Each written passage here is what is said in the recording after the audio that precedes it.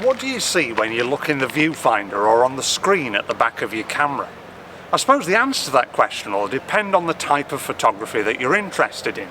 If you like landscape photography, then you might be trained on a beautiful landscape. If you're interested in portraiture, you might be looking at a beautiful person. But my guess is that whatever it is that you're looking at it through a rectangular frame. Ever since the advent of 35mm film photography, that rectangular frame has become a standard for all of our photographs. But the question is, are there any alternatives? And, if there are, do they help us when it comes to taking different types of photography? For this latest episode of the Basics of Photography with Yorkshire Photo Walks, I've come to the World Heritage Site of Saltaire to discover the wonderful world of aspect ratios.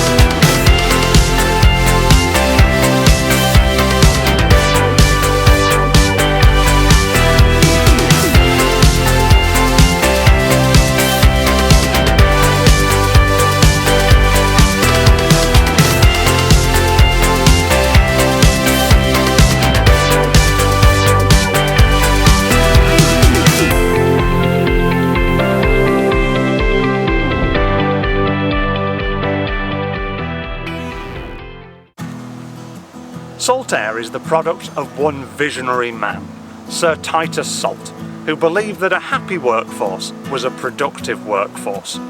Not only did he build an impressive mill to provide jobs for the local community, he also built houses to house the workers and their families.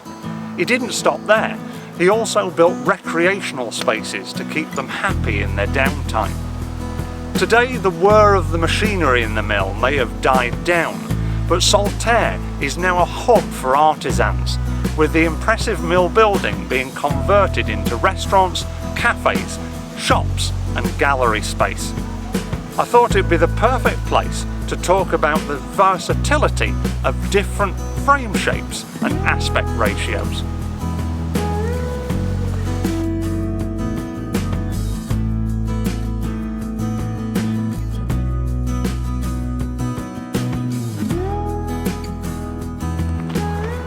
I've now left the hustle and bustle of Saltaire village behind me to explore some of the surrounding landscapes that are absolutely spectacular.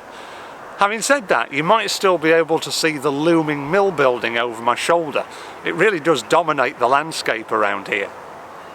When I talk about different frame shapes in photography, I'm not necessarily talking about circles and triangles and quirky things like that. Aspect ratio basically refers to the difference between the longest and shortest edge of your photograph's frame. The one that we're all familiar with is 3:2, which harps back to the days of 35mm film photography. If you've got a DSLR camera or a mirrorless camera, chances are that's the frame shape or aspect ratio that you use most of the time, maybe without even knowing about it. But there are other aspect ratios that can change the look of our photographs and also change the feel of the subjects that we choose to photograph. So in this video, I'm going to run through a few with you and tell you which sort of photography lends itself to different types of aspect ratio.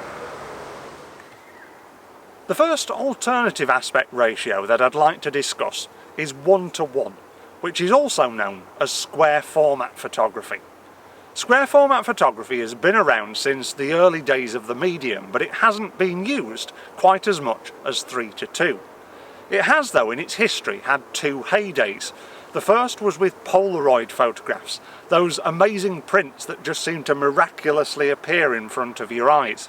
And the second was with the advent of Instagram, which is now one of the largest social media platforms for sharing photographs. Of course, when that was first launched, the only format of photograph that you could share was that square format photograph. Because of these two heydays, the square format photograph seems to have been synonymized with those throwaway sort of instantaneous photographs, those little snapshots of moments that you might see and maybe not take a lot of time over photographing. But that doesn't necessarily have to be the case. Some professional photographers have lent their whole careers to square format photography and put a lot of work into it. Take the landscape photographer Michael Kenner, for example, who takes beautiful black and white minimalist square format photographs. For me, minimalism lends itself perfectly to square format photographs, where you've got one standout subject and a simple background. What square format helps you to do is just chop off those sides that aren't really necessary and really isolate that subject in the middle of the photograph, showing it off to its full potential. Another aspect ratio that seems to have fallen out of favour in recent years is 4:3. Now that might be because we no longer use 4:3 televisions. We use widescreen 16:9, which you're probably watching this video in right now. And maybe it's because we don't like seeing that crop format anymore. We're much used to seeing wider scenes. But in photography, 4:3 is also the equivalent of medium and large format film. And I think that some people refer to this as being a bit for documentary or conceptual photography, which might put them off or maybe even scare them a little bit.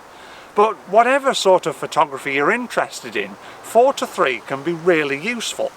I like using it for landscapes with really moody skies or lots of interest in the foreground, because you can still keep it in that landscape format but get more in at the top or at the bottom. Another aspect ratio that we may take for granted, mainly because we don't necessarily think of it as an aspect ratio, is 3:1, which is also more commonly known as panoramic or letterbox format. Now when we think of panoramic photographs, we might think of stitching lots of different photographs together to make one long photograph. But my way of using letterbox or panoramic format is by cropping in to standard format photographs to that 3:1 level. What it allows you to do is pick out interesting areas of a photograph, especially if it's quite bland in the foreground and background. It can also be really good for minimalist sunrises and sunsets, where you just want to isolate the detail along a horizon line. I suppose the burning question now is, how do we achieve these different aspect ratios? Well, if you're using a modern digital camera, then chances are you'll have a thing in your menus that you can go to and change the aspect ratio that your camera photographs in. Then you'll be able to see the results on the back of the camera. If your camera doesn't have that, or you don't want to do that, you can use the cropping tool in post-production software. Lightroom, for example, has a list of different aspect ratios and film standards that you can automatically crop your photograph down to. Having talked about all these different aspect ratios, it's also good to remember that they're not a set standard. It can be useful to use them if you're going to print lots of photographs, because not only is it cheaper, you can also find various different frames for them. But like me, if you tend to share your photographs online or don't print as many, then feel free to crop your photographs down to whatever shape and size suits your subject. I will often find that different crop shapes, no matter whether they're an aspect ratio or not, will suit different types of styles that I photograph. In a moment, I'm going to leave you with some of the photographs that I've taken today in Saltaire. But before I do, if Yorkshire Photo Walks is your preferred format for learning about photography, don't forget to subscribe to our YouTube channel. You can also follow us on social media at Photo Walks Yorks for all of our latest news and photo walk photographs. If you'd also like to learn about photography on inspirational walks through amazing Yorkshire locations, then check out yorkshirephotowalks.com for our latest schedule. Next time you're out and about with your camera, looking at whatever it is that you like to photograph through that rectangular frame, have a think. Would a different aspect ratio or crop format suit the photograph that I'm taking more than that standard? More often than not, a different aspect ratio will really kick off your photograph perfectly. Thank you very much for watching. I look forward to seeing you again soon.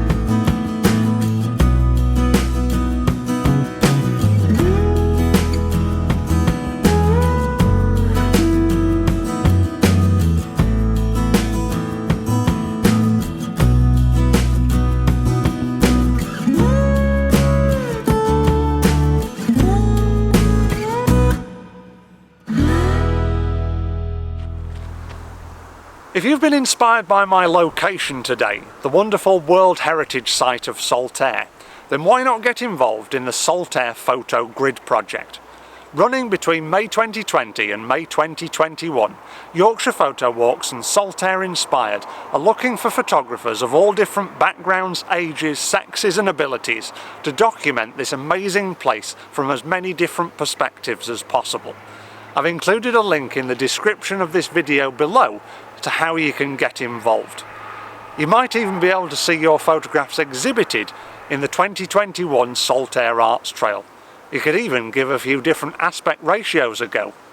Why not try it out? It's free to join and everybody's welcome to take part.